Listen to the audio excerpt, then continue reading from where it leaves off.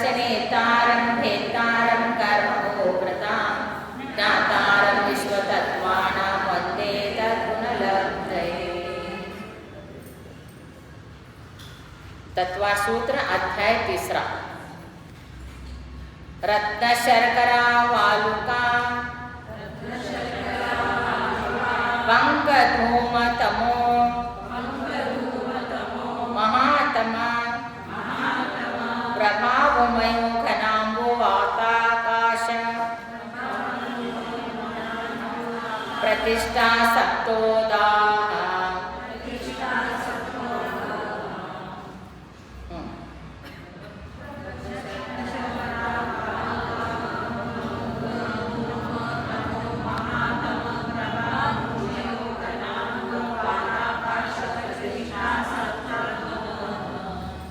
अब देखो ये जो इसमें प्रभा जो शब्द दिया है ये सूत्र में सब के साथ प्रभा लगाने का।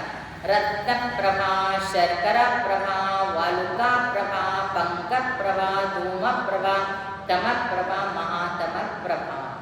प्रभा का अर्थ है प्रकाश। प्रकाश कैसे है सातों नरक में? तो पहला नरक में शक्कर के जितना प्रकाश, शक्कर जितना उज्जवल है उतना शक्कर, रत्न प्रभा, रत्न जैसा पहला वाला। फिर दूसरा शक्कर, शक्कर जैसा।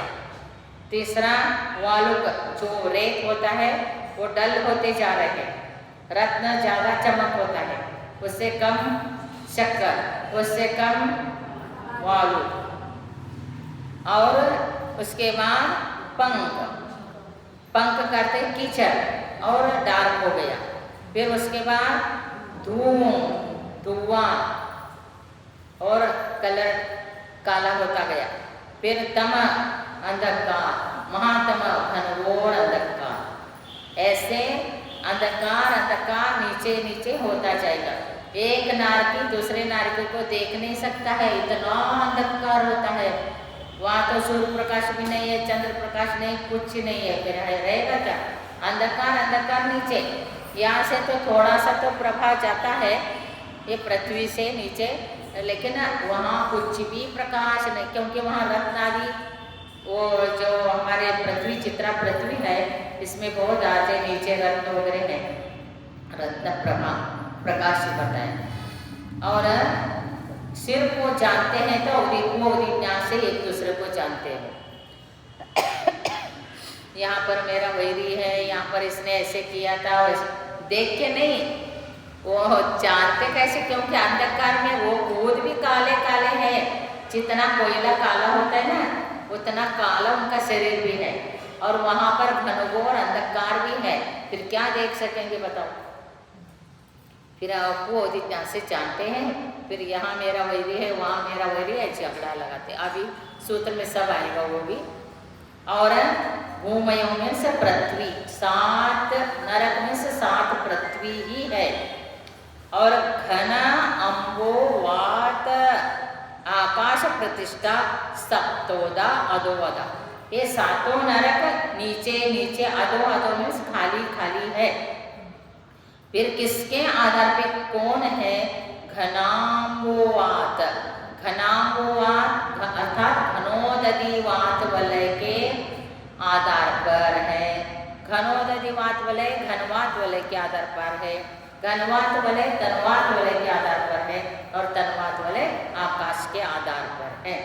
आकाश प्रतिष्ठा, ये इसके एक दूसरे के आधार पर संपूर्ण ये लोक जो है, ये चित्र जो है, ये संपूर्ण घनोदधि वलय, घनवात वलय, तनवात वलय, 20-20 हजार ओजन के मोटे हैं ये, इतने थिक हवा है, इसके ऊपर ये लोक है। और आकाश के आधार पर तनवात वलय, आकाश किसके आधार पर है? तो अपने आप में है, उसको किसी का आधार की आवश्यकता नहीं। बताओ, पूरा लोक ही है। ये जो एरोप्लेन चलता है तो हवा के ऊपर ही डिपेंड है, गाड़ियाँ चलते हैं तो हवा के ऊपर ही है, सब चीज़ हम भी है, हमारा जीवन भी किससे है? हवा से ही है। तो और एक दूसरे नरक, 7 नरक है, ऐसे नहीं चिपक के नहीं है, ज्ञाप है, बीच बीच में ये हवाओं का भी, बीच में भी हवा है, नीचे भी हवा है, प्रत्येक पृथ्वी के नीचे सब कुछ है, ये ऐसे है। और इनका रूढ़ी नाम क्या है? घम्मा, वंशा, मेघा, अंजना, अरिष्टा और मघवा, माघवी, ये 7 नाम भी इन्हीं पृथ्वी का है, इन्हीं 7 नरकों का है। और कहते हैं अब ये नरक में क्या, कैसे नरक में जन्म लेता है? आपको उपाध्याय के लिए बताया था ना, बिल कुआ जैसा होता है, तो वही बता रहे। तासु त्रिंशत् पंचविंशति पंचदश दश त्रिपंचोनेक नरकशतसहस्राणि पंचचैवताक्रमम्। अब देखो इतने बड़े बड़े एक एक नरक है, एक एक नरक कितना मोटे मोटे है। तो पूरा जितना पृथ्वी जो है, ये हम जो है, ये नरक नीचे है, ऊपर हम है, तो ये कितना 1,80,000 योजन का मोटाई को लिया हुआ है ये चित्रा पृथ्वी। फिर उसमें भवनवासी में अंतरवासी रहने का जगह है, खर भाग, पंख भाग, वो 16,00,000 योजन का खर भाग है। फिर 84,000 का, 16,00,000 का खर भाग, 84,000 का पंख भाग, तो कितना हो गया? 1,00,000 हो गए ना। अब 80,000 का अब भौल भाग में पहला नरक। फिर दूसरा नरक कितने का होता है? दूसरा नरक 32, इतना मोटा है वो, इतना थिकनेस बता रहे, 32,000 योजन। फिर तीसरा नरक 24,000 योजन, 28,000 योजन तीसरा नरक। चौथा नरक 24,000 योजन। और छठा नरक कितना बताओ? छठा नरक का नाम क्या है? 24,000 योजन। और पंख प्रभा है ना, रत्न प्रभा, रत्न शर्करा वालुका पंख, चौथा हो गया पंख, चौथा है 24,000 योजन मोटा। और पांचवा धूम प्रभा है, वो 20,000 योजन मोटा। और छठा तम प्रभा जो है वो 16,000 योजन मोटा है। और सातवां जो महातम प्रभा है वो 8 योजन मोटा है। इतने नरक है और इतने मोटाई में बिल है, कुआ जैसा पौधा। तो वो बिल कितने हैं? तासु, तासु का अर्थ है उस नरकों में, इतने मोटाई को लिए हुए नरकों में। त्रिंशत, त्रिंशत का अर्थ है 30,00,000, सब जगह शतसहस्राणि ये लगाने का, 30,00,000 पिल है पहला नरक में। दूसरा नरक में पंचविंशति 25,00,000 पिल है। और उसके बाद पंचदश, तीसरा नरक में 15,00,000। फिर चौथा नरक में 10,00,000। और पांचवा नरक में 3,00,000। फिर छठा नरक पंचगुण 5 कम 1,00,000। सप्त, सातवां नरक में सिर्फ 5, ये 5 ही बिल है। इस प्रकार से पंचचैव यथाक्रम से 7वां नरक में 5 बिल है। सबसे ज्यादा बिल कहाँ पर है?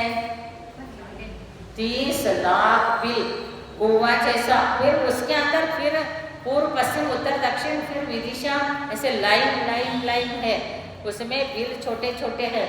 वो जितना प्रमाण में पाप करता है, कृष्ण नील का उत्कृष्ट कृष्ण रेशा कहाँ है? तो 7वां नरक में है। और मध्यम कृष्ण रेशा 6ठा नरक में।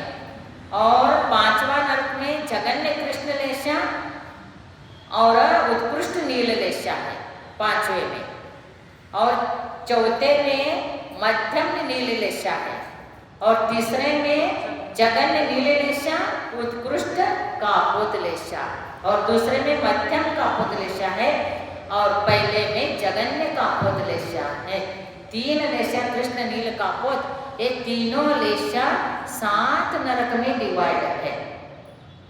और यहाँ पर जो अंदर जो उत्कृष्ट मध्यम जगन बताया, इस नरकों में ऐसे घनघोर कषाय से युक्त कृष्ण लेशा के परिणामी अनंतानुबंधी कषाय वाले जीव वहाँ पैदा होते हैं। तो यहाँ पर सामान्य कुछ भी पाप करता है तो भी वो नरक में जाता है। इसलिए पहला नरक में जाने वाले जीव बहुत है। क्या समझ में आ गया? इतना बिल है तो 30 लाख बिल है, तो इसका मतलब क्या है? बड़ा हॉल है, 1000 लोगों का एक हॉल है, 10,000 का एक हॉल है और 500 लोग बैठने का हॉल है। तो 10,000 बैठने जितना जो विशाल पंडाल लगा है तो कितना लोग आएंगे पता चल गया ना, चलेगा ना। वैसे ही बिल इतना है तो ज़्यादा लोग नरक में, पहला नरक में जाते, फिर उससे कम दूसरे, उससे कम तीसरे, उससे कम चौथे, 5वें, 6ठे, फिर 7वें में तो बहुत कम जाते, क्योंकि वहाँ कंडीशन है जो वज्रवशम नारद समण वाला होता है वही महापाप करता है, वही 7वां नरक जाता है। इसमें इस प्रकार है। फिर नारका, या वहाँ पर नारकी जीव कैसे रहते? नारका नित्या शुभतर लेशा परिणाम देह वेदना विक्रिया। देखो नारका, नारकी जीव नित्या हमेशा अशुभतर, अत्यंत अशुभ से अशुभ लेशा, अशुभ परिणाम, अशुभ देह, अशुभ वेदना, अशुभ विक्रिया, सबके साथ अशुभ लगाने का। वो चाहे जितना भी अच्छा करने के लिए चाहे, लेकिन उसका सब अशुभ ही अशुभ रहता है। विक्रिया भी अच्छा करने चाहे तो उसका विक्रिया भी अशुभ ही रहता है।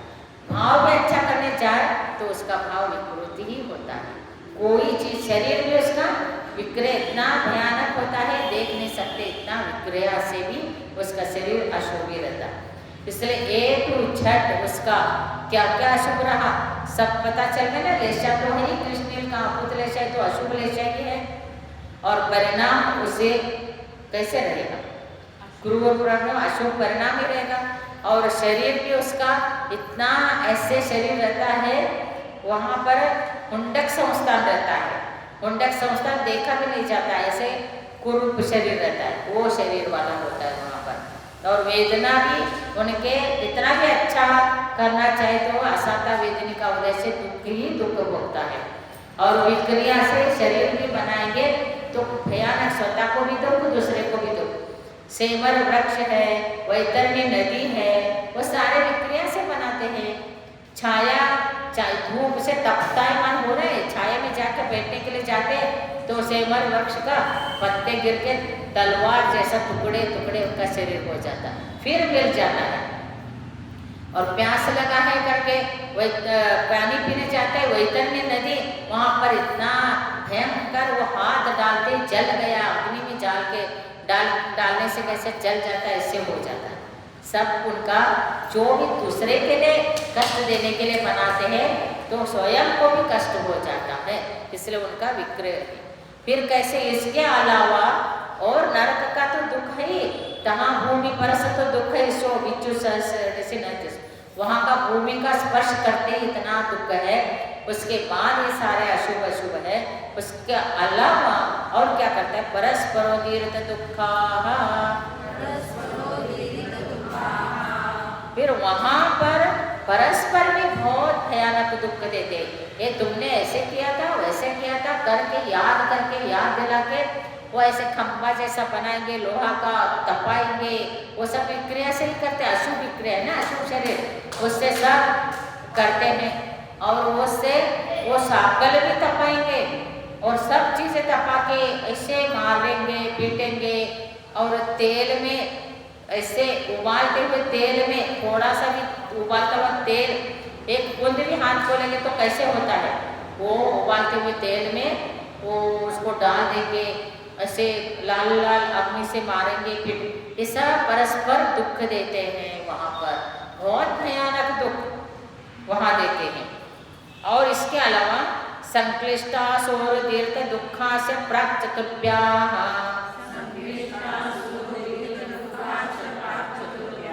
प्राक्चतुर्भ्या का है चौथा नरक से पहला, अर्थात पहला दूसरा तीसरा नरक तक।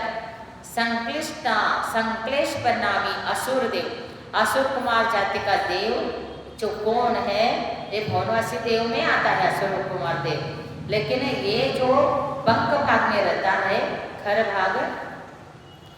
भाग में 10 प्रकार के जो भवनवासी देव है उसमें से 9 प्रकार के खर भाग में रहते और 8 प्रकार के जो व्यंतर देव है उसमें से 7 प्रकार के व्यंतर देव खर भाग में रहते और पंख भाग में एक असुर जाति का भवनवासी देव, उनके असंख्यात देव होते वो रहते हैं और एक राक्षस जाति का देव पंख भाग में रहता है। तो ये वहाँ से असुर कुमार संक्लेश परिणाम वाला क्या करता है, पहला दूसरा तीसरा नरक में जाके थोड़ा बहुत भी चुपचाप बैठे हैं नारकी, वो उनको याद दिलाता है, अरे तुम शांति से उनके पास बैठे हो, तुमको तो वहाँ ऐसे किया था वैसे किया था। फिर वो याद आके और इतना लगा के जान लेते तो फिर शुरू, फिर इसको कंबर कस के आनंद लेता है। तो असुर कुमार इधर भी कोई झगड़ा लगाता है तो उनको क्या बोलते हैं, हाँ असुर कुमार ही बोलते हैं उसको। अर्थात वो झगड़ा लगा के आपस में झगड़ते हैं, उनके प्रति वो आनंद लेता है। तो कितना संक्लेश परिणाम होता होगा, कितना पाप करता होगा, इसलिए ऐसे ऐसे ये लोग करते हैं। नमो अरिहंतानम नमो सिद्धानम नमो ऐर्यानम नमो वचायानम नमो लोवे सवसाहुनम। जय बोलो अनंता सिद्ध परमेष्टि भगवान की।